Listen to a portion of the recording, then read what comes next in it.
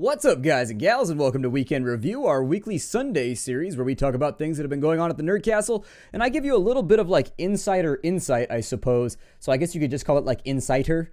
I don't know. I like to combine words, and so I would prefer to just make it easier, but get rid of like a whole bunch of syllables and just make a word up and go. But anyways, it's the series where we talk about all the stuff that we have going on at the Nerd Castle right now. I've got my two screens set up. I got everything rocking right now so that we can go through all the stuff that we're doing here at the Nerd Castle. It's going to be pretty great. You should hang around for a little bit and let's do it. So the first thing we're going to talk about right now is this War of Mine, because there is a very pertinent thing that we have to discuss with this War of Mine. As of right now, this War of Mine, I'm still recording it. We're going to finish the second season, no problem. I don't think there should be any issue with that. However, why does it feel like, I really do feel like, there it is. See, I've got the sound waves right in front of me right here, and they all look very, very small and puny. And one thing I know about my voice is that it does not produce small and puny sound waves. And so when I see little tiny like EKG lines on my readings right here, I'm just like, that doesn't look right, and I need to fix it real fast. It's because my microphone apparently decided to like rotate slightly in the socket. See, this is what happens. This is what happens. I need like a daily checklist or something. But you know what? Professionality has never been my forte. So this War of Mine, the next couple episodes of this War of Mine are going to be a little bit rocky. Apparently what happened is I was recording this War of Mine, and for some reason I decided to use DxTory instead of using Fraps. And when I used DxTory, for whatever reason, it locked onto a sound driver that didn't exist on this system. And so basically it didn't record any in-game sound for like the next 5 or 6 episodes, and I didn't catch it until later that night once I started to edit. And so unfortunately I did my best. I went and I got the soundtrack for the game, and I've done my best to splice in the background music where it goes in every single episode. It was time consuming, it took a little while, but I got it done. And so at least it's not going to be totally quiet. But if you hear a decided lack of like stabbing, thrusting, and slashing and shooting over the course of the next couple episodes, that's going to be exactly why. Unfortunately, technical issues being what they are, I apologize, but there's not a whole lot I can do about it at this point. I mean, I did the best I could to make it not sound awkward and silent with the sounds of me like breathing and swallowing and making noises and stuff like that, so it should still be okay. It's just kind of like one of those little things that happens that it frustrates me, because I'm really excited about this War of Mine, and I'm a little bit disappointed that the series is going to be marred by technical issues. But you know what? That's what happens when I don't stick to my routine. I changed the routine around, and I got punished for it. Let's move on. Dead State. Ooh, no, let's talk about Dead Knot for a minute. So Dead Knot is a series that I did just film. I filmed it yesterday. I filmed the first series of Dead Knot. It's a lot of fun. It's really, really intense. There's almost like no humor whatsoever, because it's mostly me panicking, screaming like a little girl, and then running around a spaceship trying not to get eaten. But it was a very, very fun playthrough. If not a hilarious playthrough, it's still a very intense and fun playthrough. So I can't wait to upload that. Dead Knot, this weekly indie newcomer, people really seem to be excited about the game. And so the metrics were like off the chart for that video. I was like, oh, that's really, really cool. So apparently got a really good reception. Let's okay and greenlight a series. And so I did. Yesterday I sat down and recorded 5 episodes, and it's a lot of fun. It's a good game. It's a blast, in fact. It's a game that really, really, really surprised me, and it shouldn't have, because it's from Screwfly. Screwfly is a company that always makes weird games. Just like Arkan Software, they make really, really weird games, but their games by and large tend to be really, really entertaining. Exact same thing with Screwfly. And so I've had a lot of fun with it, and so I'm excited about being able to present you guys with the first series of Dead Knot, which will start up this morning, I think. The morning this video goes up. In fact, side by side, it should probably go up with Dead Knot. So hopefully you guys enjoy it. I had a lot of fun recording it, and I'm looking forward to seeing your reactions as we go through the series. Other things that we have going on right now, we have Dead State. Dead State, I feel like Dead State is going to be a very, very long playthrough, although there are going to be some developments in the future episodes that make it flow a little bit quicker. Although I've noticed one of the things that's been bothering me about it is that, I don't know, I've just been bug-ridden the last couple days. I recorded like 10 episodes without any issues, without any bugs, and then I sat down today and I recorded maybe 5 or 6 episodes, and it was just like bugs, crashes the entire time, and I don't know what happened, whether, I don't know, I'm assuming something changed. Either they patched the game or NVIDIA like updated my graphics card or something, but it was just real crashy today. There were bugs inside the game, but largely it's just crashes, but luckily none of the video software or none of the raw video was damaged, so everything appears to be okay. I'm still having fun with Dead State, although I'm finding that as we get further into the game, some of the characters that they're putting in front of us are actually really, really beefy. I don't know if you've seen some of the new characters, so I'm going to wait till next week before I talk about it, but we've gotten a couple characters in our group who have turned out to be really, really like insanely good at just like whatever that thing is that they do. And I'm excited about moving forward into the game and like seeing how this affects things. One of the particular things that's been inkling at me though is it kind of bothers me that you need mechanical skill and science skill to do any augmentations on gear. So what happens is you build a workshop, and then in order to build any of the gear, you have to have at least 4 mechanical skill but then everything under the mechanic skill requires 7 science. And so it's like one of those weird things that's been bothering me a little bit lately, because we finally got mechanics who can do stuff, and then our mechanics have absolutely no science skill. And so it seems like you need somebody that has like 7 mechanic skill and like 7 science skill. We've yet to find him as of right now, and it's been a little bit disappointing because I got excited when we got Melina, and we got another character who's really good at mechanicry as well, or mechanomancy, or whatever you want to call it. I've been disappointed though. Like, I was really excited because I got a couple of characters with like 8 mechanic, and then I went to go make new gear, and all of the new gear, it's strange. You click the mechanic thing and it's like requires mechanic skill, and you're like, okay. And then the gear down below all requires science and 0 mechanical skill. And so I feel like there's a little bit of like I don't know, there's like a little bit of a gameplay disconnect right there, where you have to make a mechanical check, but right after that, you have to make a huge science check in order to craft anything, and you can't stack people on the job like you could with other construction. And so it's left me in this weird spot where we still can't upgrade any of our gear. And so I'm wondering if there's like, at some point, we're going to come across somebody that has like massive skills in both mechanic and science. But until we do, we can't upgrade anything. It's been really, really disappointing. I've been let down by it. I'm really excited to make some of the cool gear like the chainmail and whatnot, and we just haven't been able to yet. Other than that, though, the back end of the game seems to be a little intense. We encounter our first horde this week, I think. We get a horde that rolls in. We weren't making any noise. They just like randomly show up. It's triggered when you go in a building, I think. And it ended up being pretty intense. You'll see how that goes in a couple of days, I think. I don't know when that episode's going to go up right now. I'm a little bit ahead on stuff, but I'm trying to be ahead because we got a lot coming up this week. We've got Project Aura. We've got a couple, what's the other one? We've got a couple of survival games coming up this week that I'm probably going to be hitting. Let me look at the list real fast. We've got Project Aura, which is coming up this week. I'm going to hit that one, where you lead a colony of like, I guess, global warming survivors, like the planet floods, like Waterworld, and then you take control of them. We have Warhammer Quest this week. We have Grav this week. We have Mechs and Mercs this week.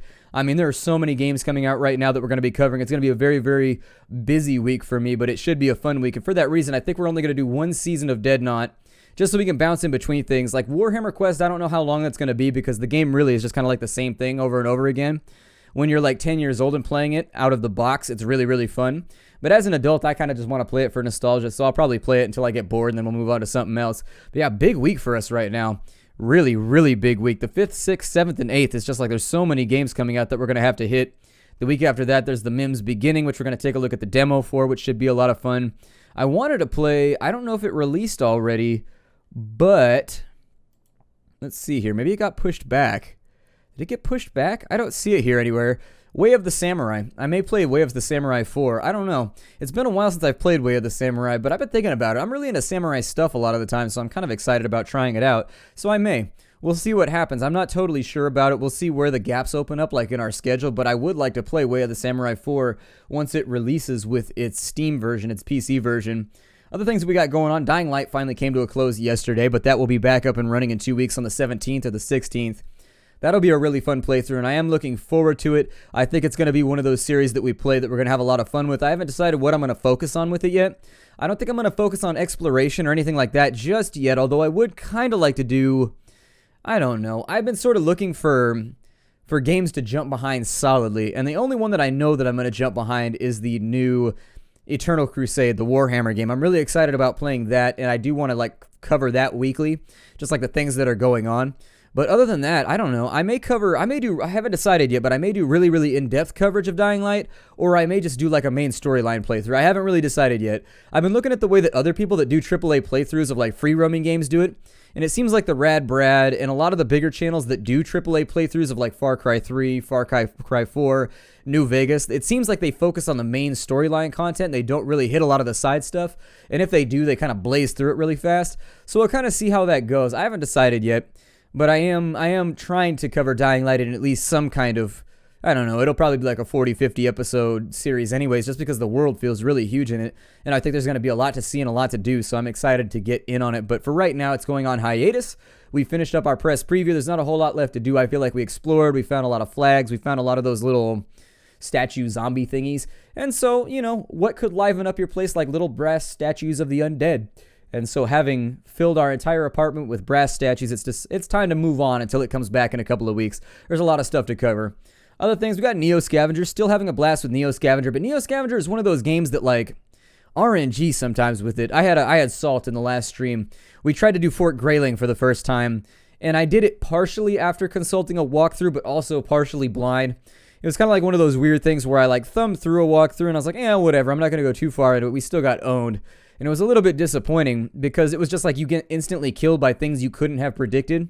Like I tried to prepare for it as best as I could. I had the foil cloak. I had lots of weapons. I had lots of bullets. I had like night vision goggles. I had lockpicks. I had all kinds of stuff just for like utility purposes. And we still just got dominated like the third encounter. And there's like, damn, like so much metagame knowledge goes into Neo Scavenger sometimes that you can't really predict how you're going to die until you die that way. And then you're like, all right, well, scratch that off the list. I know never to do that again. And sometimes the thing that frustrates me with Neo Scavenger is you can be like 20 hours into a playthrough and then just get insta-gibbed. And it's just like, okay, well, with no warning either. It's not even your fault. You just don't have the skill you need. You click like to continue an event and you die instantly with no chance to save yourself. And it's saddening to me when I lose like a 15-hour playthrough on RNG alone, or like on a lack of metagame knowledge that you couldn't have predicted. Because like with some of the quests, like people give you what you should bring and they give you like hints. And so I follow those hints down and I prepare using all of those hints. And it's still like, I feel like I prepared. I spent like 5 or 6 hours preparing and then still died like instantly when I went in there. And it's just like, it's frustrating sometimes, I think. And there was definitely a little bit of salt in the last stream, but it was still, I'm still playing. I'm doing a ranged playthrough right now in my personal playthrough and enjoying it quite a bit more because it's a lot safer. It's a bit more RNG laden in the beginning because you can't kill the dogman and you can't take his cloak right in the beginning. But if you can survive freezing to death for the first couple days, I think a ranged playthrough is actually a lot better until you get caught in melee. If you get caught in melee, well, that's it. But most of the time, if you take athletic on top of lots of the ranged skills, you should be all right. So excited about Neo Scavenger, a little frustrated with the RNG that we hit in the stream, but by and large, still enjoying the game. And so with some of these things stepping aside, I think this War of Mine should be done. I've got it recorded out right now to like episode 13, and I think by episode 16 we should be done. Because like in episode 12, we have like 50 food and like more bullets and guns than we could ever use, and I just start like skipping days because it's like there's nothing left to scavenge. We basically pick the entire area clean. It gets real sort of, not tedious, but there's just nothing to do. Like we've upgraded everything, we've done everything, and then we got it on the radio. They said that in 2 weeks the military is going to be here. So if it gets to that, I may just start like clicking through days and then we can finish it off real fast so that we can make room for other stuff, because frankly, we can start killing off characters doing risky stuff, but other than that, I don't know. We'll see what happens. We will see what happens. Maybe we'll do some risky stuff and kind of like see what happens. But that's by and large. We don't have a whole lot running right now, and it feels kind of light and weird right now. Dying Light's out of the way, which leaves us with Neo Scavenger, This War of Mine, and Dead State. We'll start Dead Knot up tomorrow, but really, I think we're in a good spot for all the stuff that we're going to have going on this week. We're going to have a lot of like little 5-episode off series on these little early access games going. And so I think that leaves us in a really good spot to open things up. A little bit disappointed that Subnautica has ended. It hasn't updated now in a couple weeks. And actually, let me look at the update list for it because I don't want to be disingenuous and give the wrong impression about it. Let's have a look here. When was it last updated? Subnautica was last updated on the 23rd, so I'm full of shit. I was actually giving you the wrong idea right there. So it's been a little over 2 weeks since the last update, so never mind. I was definitely overestimating. They said that update 8 for Subnautica should be coming out sometime in the next 2 weeks. I will be playing that. I do want to check out the new update because it sounds like it's going to be a content update that includes things. Dev update 7 just put like chests into the game and like containers. There was nothing new other than that, and so I didn't feel like I could do a full new series off just chests and containers. It'll take me 10 seconds to build that, you know what I mean? And then we'll be on episode 2 just like, okay, let's go swim around for a little while. So I'm going to wait until there's a little bit more content to dive into. I have been playing Teleglitch quite a bit over the last couple days. I've been enjoying Teleglitch a lot. I don't find it, a lot of people have said that it's really difficult, and in fact, I don't think it's difficult. I think it's metagame knowledge with Teleglitch. Like, you'll run into a problem, you won't know how to beat it, you'll die instantly, and you'll bang your head against it for a minute or two, and then once you figure it out, it's all easy peasy again until you hit the next challenge. And that's what I'm seeing with Teleglitch. So it's like, for example, I walked into a black blob and died last time after taking no damage and like being perfectly fine making it through the first couple levels. I don't really read the lore or anything though anyways, because it doesn't really like interest me. I don't know. The intensity of the game is diminished for me if I'm stopping and I'm like reading notes and journals and things all the time, and so I just try and run through it really fast and have fun with it. That's how I play Teleglitch. But yeah, I've been playing that. What else have I been playing right now? I've been playing Dex a little bit. Dex is a cyberpunk game. It kind of reminds me in a lot of ways of like Comic Zone. I don't know where I get that from, but it feels like Comic Zone to me. It feels like a little bit of a chunkier Comic Zone.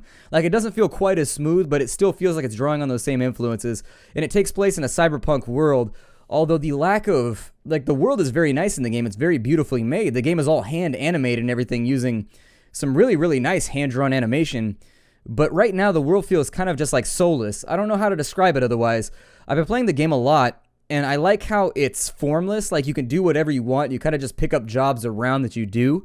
But at the same time, the world lacks immersion for some reason, and I'm hoping they're able to clean that up as the game goes along, because it is a game that I'd like to feature once it goes into its final iterations. I know there was one guy on the forums that said that he beat the game in 14 minutes. He had it figured out and had beaten it in 14 minutes, and so it's one of those games like Way of the Samurai where if you focus on like one thing, you can beat the game like very, very quickly if you want to. So as of right now, though, I feel like this is going to be a really, really short weekend review because there's not a whole lot going on the channel right now.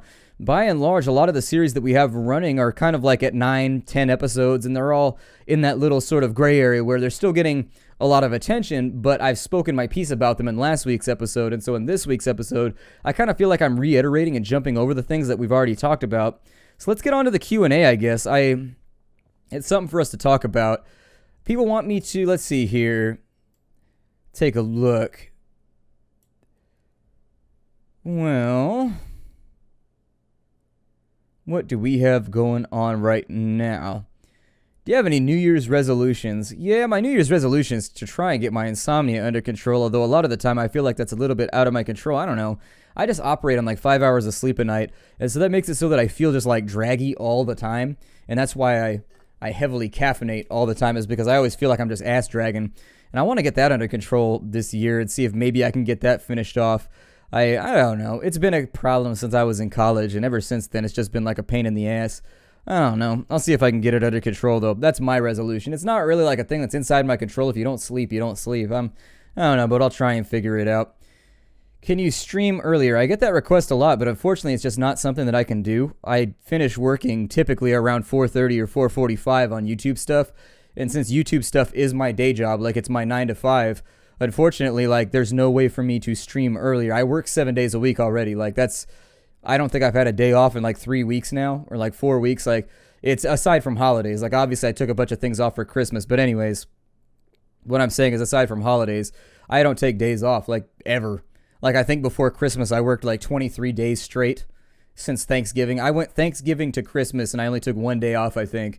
And so I'm kind of like on one of those periods right now where I took 3 days off. I took Christmas Eve, Christmas Day, and then New Year's off. And it put me in a weird situation where I was way, way, way behind. And so I'm figuring I'm probably going to be working nonstop. But the problem is that's my 9 to 5. Just like everybody else has a job, my job is YouTube from 9 to 5. And so that's why right when I get done with YouTube, I usually get done at like 4. I go for a run. I get back at 4:40. I wolf down a salad. I start the stream. And that's just, it's where it fits. So unfortunately, it's not something that I can move around much.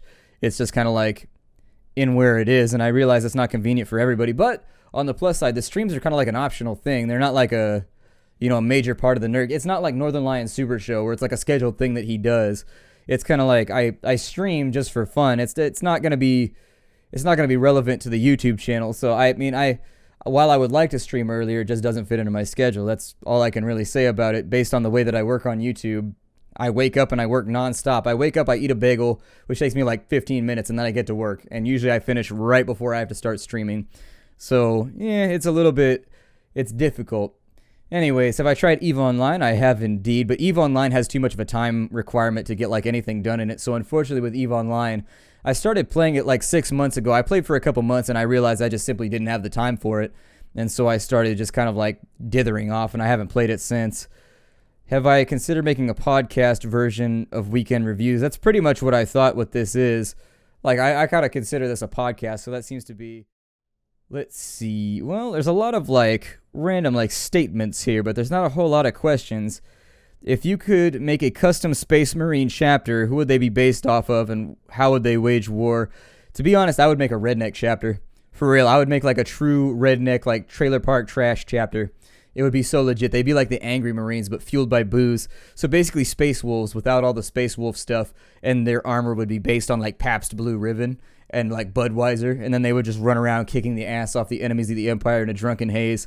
It'd be pretty awesome. I don't have a chapter name for you, but there's no like southern chapters. Like you have like British chapters, you have chapters that are like from different areas that have like different accents, but you've never had a chapter that's just like, what do you want? You know, like that's what you need. That's what you need very, very badly. Although I'm sure if that ever happened, all of the StarCraft fans would be like, and like lose their minds, even though the IP copying goes the other direction.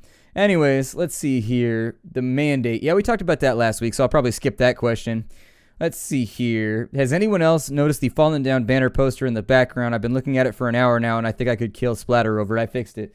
See, I saw that comment, and then I fixed it right after I saw the comment.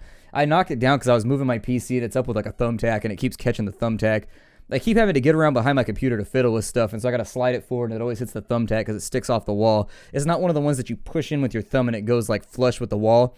It's one of the ones that like you can actually like grasp and pull, and it sticks out like that far off the wall.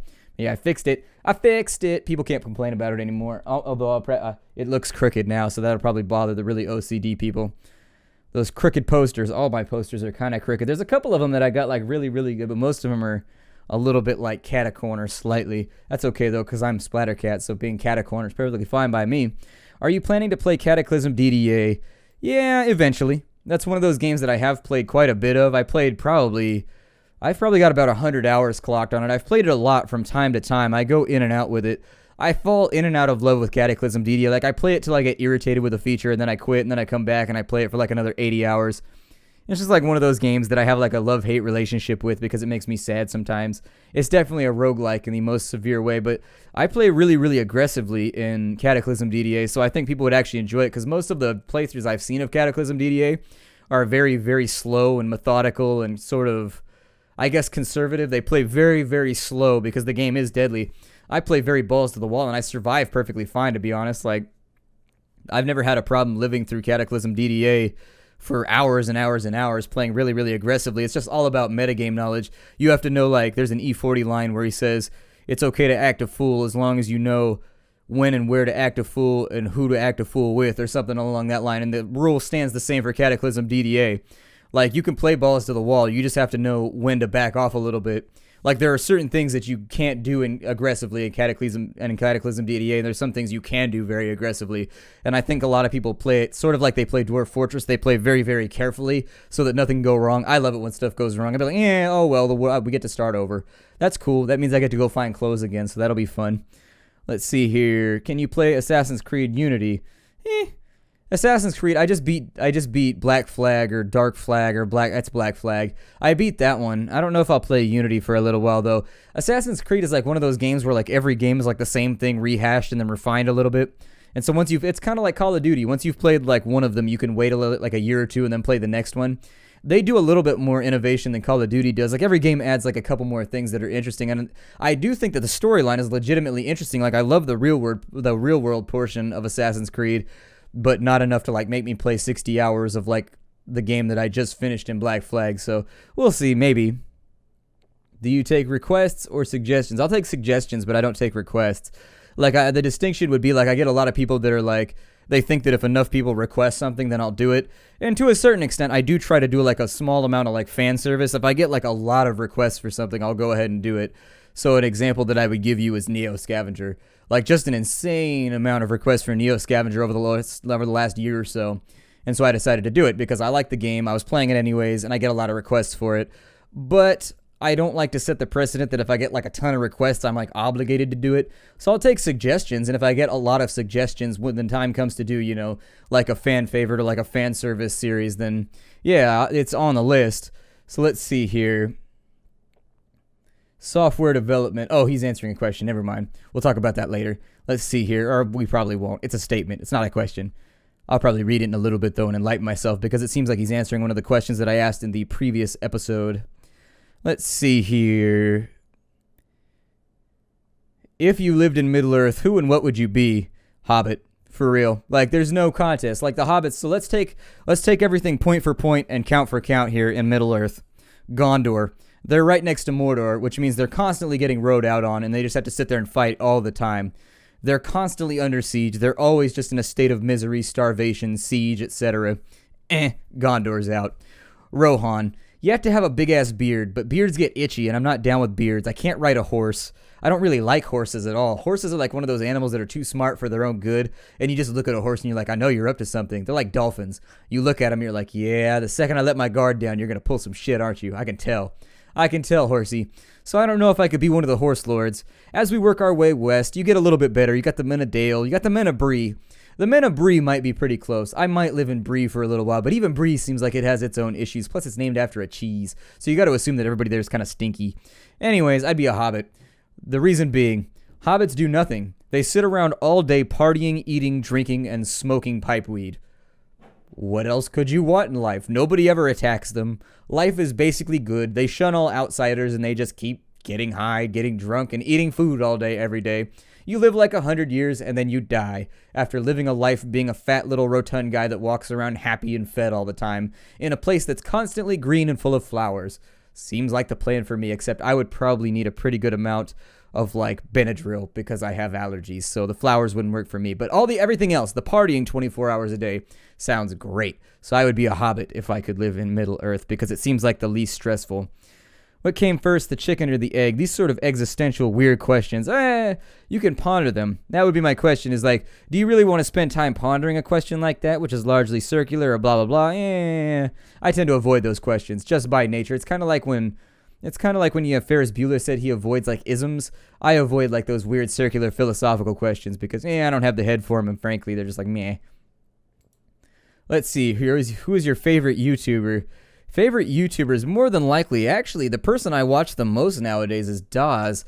I'll probably try and I'm going to bring up his channel real fast, and I'll give you a full link to his content, because I like Dawes a lot. He's sort of like the yin to my yang right now, is how I would describe it. So my channel is like really upbeat and energetic. His channel is really like low-key. He's an older guy, too, though. I think in one of his videos, he said he's like in his middle 50s, maybe?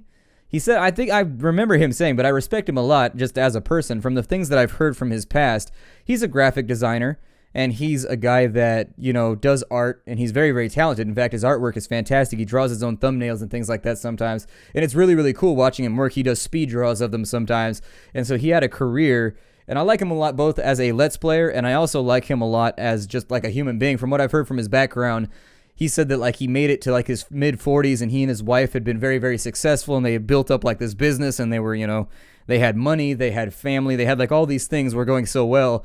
And then like right around, when they were about to think about retiring, their whole life like collapsed, and they had to start over from scratch.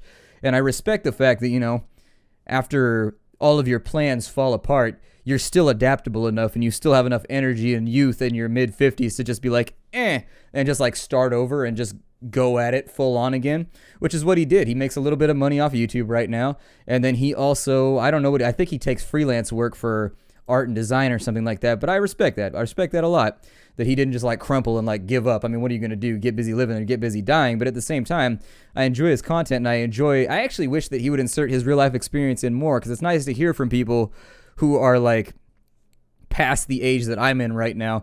So where I'm in my middle 20s. And so, like, everything that defines, like, your middle 20s, you'll see once you get there is people start asking you, like, so what have you done so far with your life? And people expect you to be, like, making concrete steps towards being successful by this point in your life. Like, you're supposed to have, like, a degree or something, or you're supposed to have a career. Like, you're supposed to be, like, a semi-experienced auto mechanic or something by this point. And for me, like, I'm still out there, like, getting it and making sure, like, YouTube is now what I'm putting my eggs in that basket with. Like, I graduated from college, but YouTube, like, blew up on me, and it's, like, this thing that I'm really trying to hustle hard, which is why, as I said earlier, I tend to work, like, weeks and weeks and weeks on end without taking breaks, because, A, it's a job that I enjoy, so it doesn't feel like work to me. So when I don't take days off, technically every day is kind of like a day off for me, so it doesn't really... It's stressful, and it is work, but it's enjoyable work, and it's gratifying work, and so it doesn't feel like work. And yet it pays like normal work, so that's good.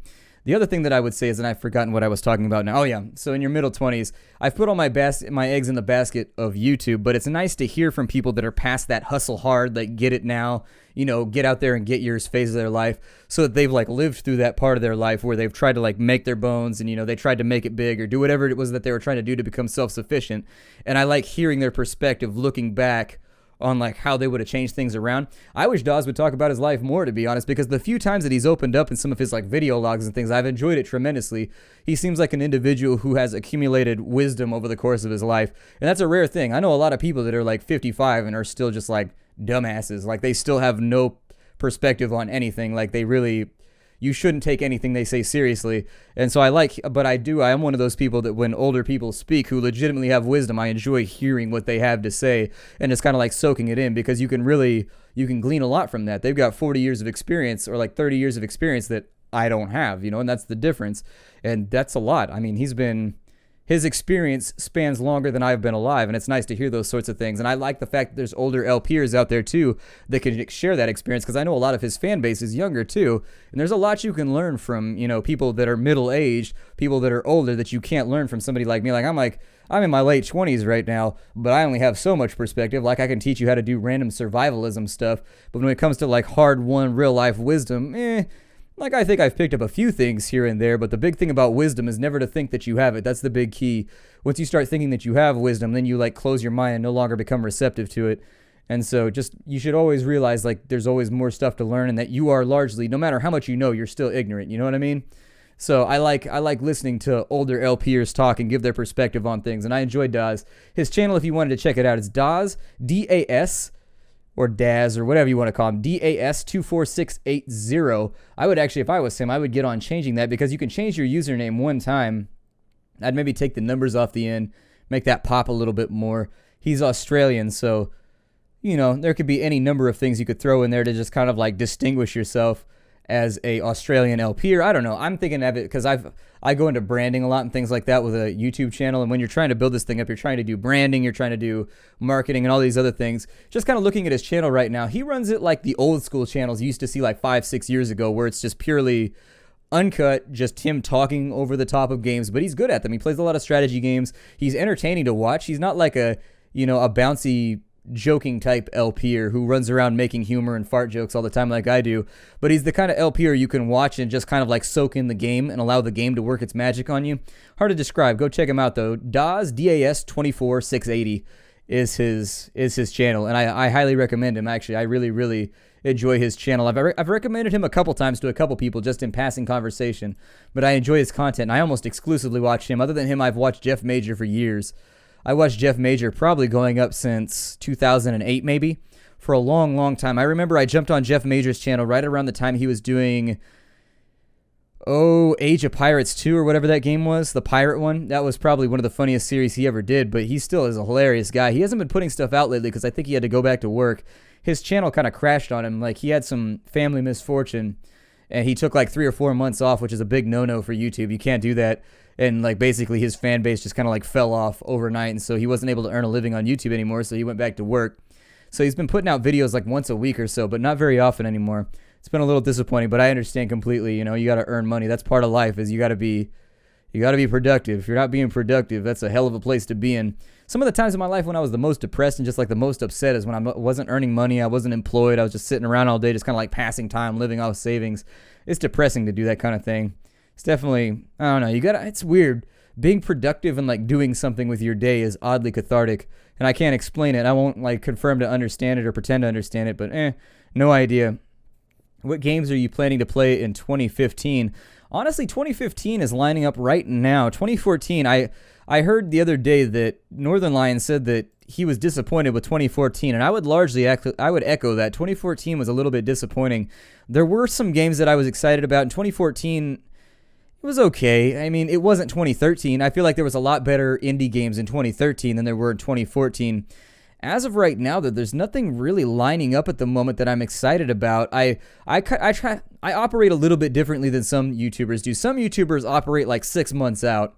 I operate 2 to 3 weeks ahead of time, and as I see games that pop in on IndieDB, and as I see games that pop in on the Steam list, and as I see games that pop in on, itch.io or whatever. As I start to see those pop up, I start to think about things. I'm remaining tentatively excited about Raven's Cry. I'm really excited about Dying Light. Obviously, we're going to be covering that. I'm going through the list right now because honestly, Darkest Dungeon I'm really excited about. I tried to get in contact with the developers, but I'm going to try again. I don't know. I'm really trying to get in contact with them because it's a game that I'm very, very interested in. It's one that I'd like to cover this year, but Hotline Miami 2 is coming out, so that's going to be exciting. I don't know if I'll cover it here. I streamed Hotline Miami, the first game, and I really enjoyed it, and we had fun with it. It was one of those games where you bang your head against it, but after a while, you get really surprised by like how fast your reaction times come, and you start clearing like rooms, and you start clearing entire levels like on the first try, because your reflexes get so fast that you know what to expect, and you're like, oh shit! So you throw a bat over there, it bounces back, you catch it, punch this guy in the face, stomp his throat, throw the bat at that guy. It's a crazy game that really gets in your bloodstream. There's a lot of games out there that I'm excited about fiddling around with. I mean, I don't know. Convoy is one that I've been looking at. I'm excited about trying out Convoy. I need to sit down and actually get into contact. A lot of what I do is like ridiculously community based. Like a lot of what I do on YouTube is really collaboration between me and developers. Like I have to talk to them and we open up like a little relationship and we talk about, do you want me to cover your game? Are there stipulations for covering your game? And if the stipulations become too thick, I will decline to cover the game because I like to be able to like talk about the things that I want to talk about. So for example, I would have never played through Dead State if I wasn't allowed to talk about the bugs because the game is buggy. That's the fact of the matter is I don't want to mislead people as to the nature of the game. If you hate bugs, that game's going to drive you nuts. But the developers are like, here's a copy of our game, go to it. And they never complained about the fact that like I talked about bugs and things like that. And I respect that we can still have like an operating relationship where I can email them, they can email me without stepping over lines and being like, yeah, we don't want you to cover this. Because sometimes it seems like developers, they'll be like, oh, I'll give you a copy of my game if you cover it positively. And that kind of stuff, I'm just like, no thanks. I don't need that kind of business. Dungeons 2 comes out. I like the first Dungeon game, I guess. I mean, Dungeons was okay. It was a game that other people hated, but I didn't hate it. I don't know. It looks like there's a lot of roguelikes coming out this year, so honestly, that's pretty good for me because I do play a lot of it. There's a Resident Evil remake coming out, which is kind of crazy. I had no idea that was coming out. Killing Floor 2 got pushed back, which is a little disappointing. But we'll probably cover Killing Floor 2. I'll probably more than likely try and collab that with somebody. But by and large, 2015, I haven't taken the chance to look at the release schedule for the year. I know a lot of people are excited about The Witcher. I know a lot of people are excited about this, that, or the other. But for right now, I haven't looked at the release list, and I need to. It's the third day of the year. Usually I'll sit down in a week or so, and I'll start like thumbing through like magazines and Kotaku and things like that, trying to figure out what I need to be focusing on over the year. But as of right now, not a lot that I'm looking forward to. The things that I mentioned are pretty close. Is your cat the lazy independent type? My cat is the lazy super clingy type, and then my other one's really, really independent. So I have a fat cat who's super clingy. He's like attached to my hip all day, every day. He's more like a dog than a cat. Don't tell him I said that though. But yeah, he follows me around all day. He's always attached to me at the hip. He's always at heel. He's always sitting on my lap. The second I sit down, he's like all up in my face, like rolling all over me. He's basically a cuddle baby. And that's all that he wants. Like, he doesn't fight. He gets his ass kicked by every other cat. He doesn't fight. He doesn't do anything. He just, like, lays around and is really, really clingy and teddy bear-like. And then my other cat is violent and grumpy and independent and will occasionally have bouts of, like, cuddliness. But most of the time, she just doesn't want to be touched. Let's see. I get a lot of questions about the stream schedule. The stream schedule is going to be Monday, Wednesday, Fridays at 5 p.m. Pacific Standard Time. I would love to get on a schedule where I can actually like put those on YouTube. But as of right now, Twitch TV has tried, and they've come up with a way for me to put my streams up on YouTube, but it's still kind of like a clunky way that I don't really enjoy it. I wish that they would just give me like an MP4 download link that I could go through and edit real fast and then put on. But as of right now, you have to use third-party software to get like an MP4 of your stream. So right now they can bounce it straight to YouTube, and I do want to put my stuff on YouTube. It's just that like every now and again, like the streams require editing because you'll have to deal with a troll, or you'll have to like ban somebody and you'll have to take a little break, or you'll have to do this, that, or the other that has to do with like community moderation. And those are negative things that I don't want on the YouTube channel. And so I like to edit and like move things around so that if I'm just like, all right, so you know, I'm handing out a ban real fast to this person for this reason. You now know why you've been banned, blah, blah, blah, blah. I'm giving you a timeout and then go back. It's just like, I don't like that stuff to be on YouTube because it doesn't keep like that fun, upbeat thing. But sometimes with Twitch TV, you have to be like that. Like, you can't let like individual viewers like push you around and troll you and things like that. You've just got to be like on it. And if I've noticed that if you don't call it out and tell somebody why they got a timeout, they sit there and they bitch and moan the whole time. And so it's just like, I like to edit things so that you don't get that negativity in there, because you do have to do that. So yeah, I think that's about it for our Q&A right now. I think that we're right about where I'd like to be in this weekend review. Keep a lookout. We'll start Dead Knot this morning. So when this video comes up, it's nighttime right now, but in the morning, Dead Knot and this will go up simultaneously, and we'll check that out. I hope you all enjoy it. There's a lot of fun stuff coming up. We've got Grav, we've got Project Aura this week. A lot of cool stuff coming through. I'll see you all there. Thank you for joining me on this weekend review, and I'll see you all later. Hi-do, everybody.